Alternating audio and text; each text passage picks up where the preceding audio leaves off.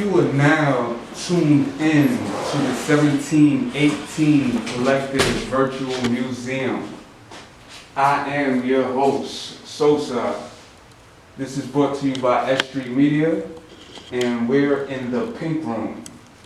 And we have a special guest with us today that goes by the name of Takeover. Thank you for being with us today. No problem. Thank you for being part of the Virtual Museum. No problem, no problem. If you haven't checked out any of our previous episodes, please definitely check it out. We've been doing this a few months now. We have episodes up on YouTube. You can subscribe to the S.STREET Media channel. Last week we had Higher Grind. The week before we had one of our highest viewed shows by Aaron Blocker. So definitely check it out. Check us out on YouTube. Support the artists. And let's get into it, man. Take over. This is the first piece that we have right now for the show. Can you tell us a little bit about this piece? Yeah, of course. Basically, it's a small piece I did like a while back. It's like just a basic like fallen spacey type of thing. Bubble gum in the back. Tried to do like a lot of backgrounds. Like basically like 42nd Street, like street art type of background thing, like spacey in the back. Like basically like it's falling, like just never ending, you know, like poppy colors, just, you know, to catch the eye. Little person in the back, you know, looking all nervous, you don't know what's going on. So he's holding on for dear life. No, I definitely like this piece. I see the layers to it, so there's a lot of layering. Like you said, you was trying to do something like the artist on 42nd Street. Definitely see that in the background. Then I see the bright, clean colors on top, which brings in a nice contrast. How long ago you did this piece? Say probably like the beginning of the year, in January, February. The next piece we have here, more of a character piece. Can you tell us a little bit about this piece here? Yeah, it's a character, just one night just grabbed a sketchboard and started wilding out. I was actually watching the Smurfs, so I was trying to do my own version of like a modern day Smurf you would see probably walking in the streets and whatnot. Try to like detail it, try to have it still animated but modernized and stuff like that. Little like hair, little different hairstyle, you know, without the hat. Maybe he's going out tonight, maybe he's doing something, whatever, you know. Watch out for Papa Smurf, the new modern pop art. Papa Smurf. They call him Flatbush Smurf. That's catchy, man. That might go somewhere. The next piece we have here, this is a new piece that you worked on. Can you tell us a little bit about this piece? This is new. Basically finished it like not too long ago. Basically today. It's a part of a new theme I want to go for this season. It's like cartoons that I grew up seeing, but more of on like a Adult Swim type of theme, you know, just like a more grown up type of theme and stuff like that. Like still catch your eye, know what the face is, know what the character is, but not what you would really see when you was a kid watching this cartoon. So, yeah. No, this is just like working on like, sorry to cut you off, working on more like maybe like comic type of themes, little quotes here and there and stuff like that. No, I think people will be looking forward to that, man. Like you've been getting a lot of good response off this piece, and this is a new piece, so and it's kind of popular. It's something different, and I know that you're talking more for like an older audience than yeah. I wanna like my art is more for an older eye. Like I wanna remind you know people that you know even though you got your boring life, you know you can still you know like venture off and be that kid, you know, because we're still just grown as kids. You know you gotta remind ourselves that sometimes, you know, like what we grow up doing, we can still have that as hobbies, you know. I know people will definitely be looking out for that conversation.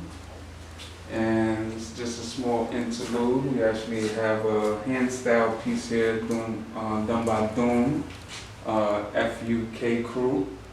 You know what I mean?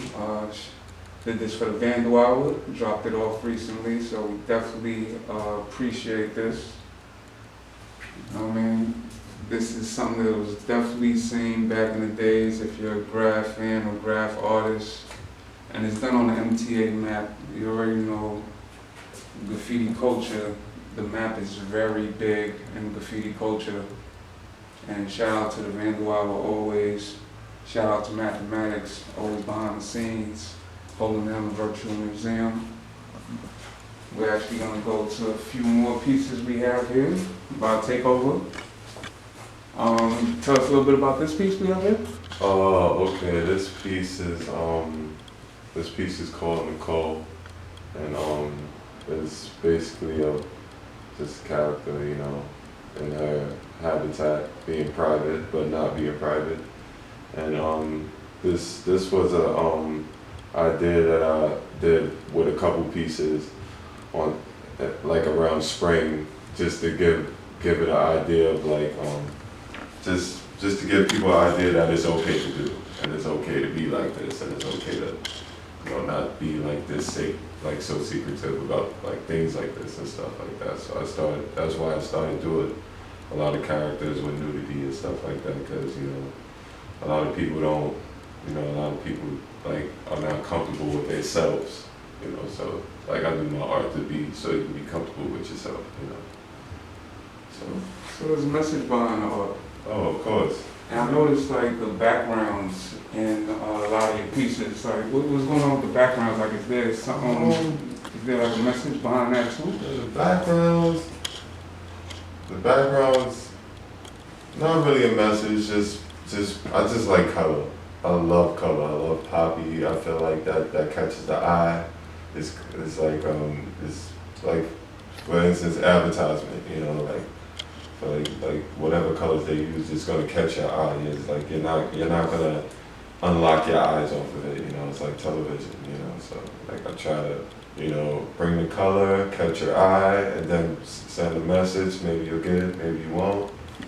But at the same time, put a little bit of something for everybody to like.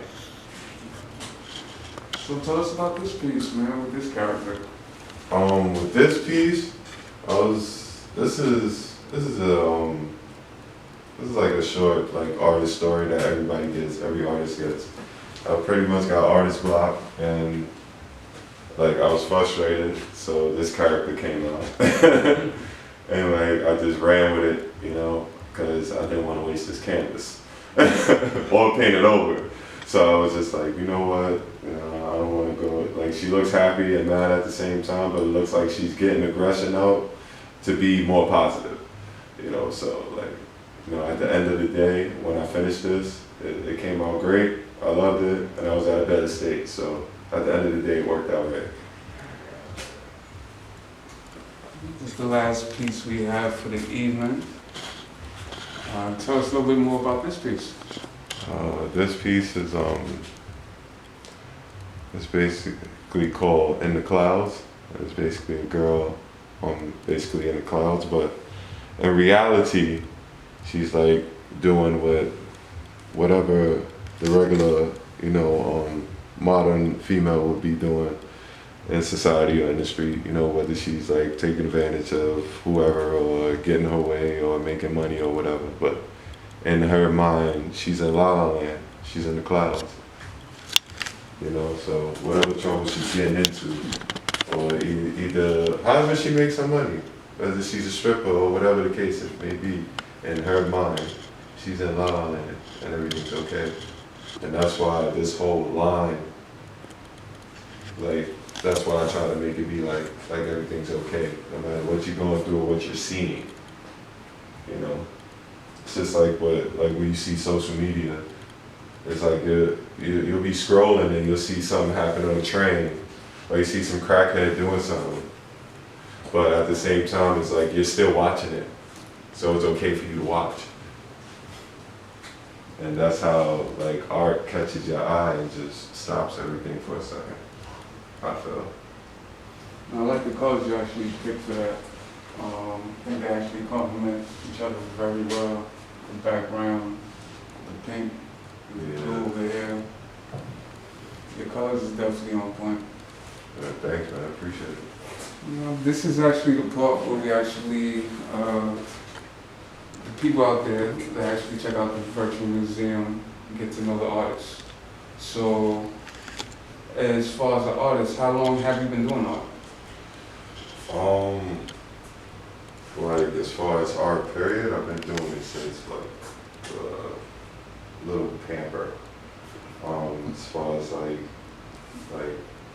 really like pushing to do more art, like probably in like 8 years, like really like pushing myself to really like have like knowing my colors and clean lines and all the basics. What caused the spark? It zens me, to be honest. Like, just, I have a problem with staying in one spot and stuff like that. And when I'm doing something and like, if it's not doing anything for me, or if it's not profiting, or if it's not like making me feel good, like I'm doing something good, then like I don't want to do it. So when I'm on the campus or I'm on my blackbook, on whatever it is, it's like, I feel good, so I keep doing it. You know, like, you have people that, they have, no matter what they're going through, maybe they have tempers, maybe they're going through stuff, you need things to go to zen you. And art zens me, so. No, I always say art is very therapeutic. Definitely. It's not only just for the artists, it's for the people too, you know, because it's not only art, it's an expression. You know? Sometimes you want to share it, sometimes you don't. But at the same time, it might be a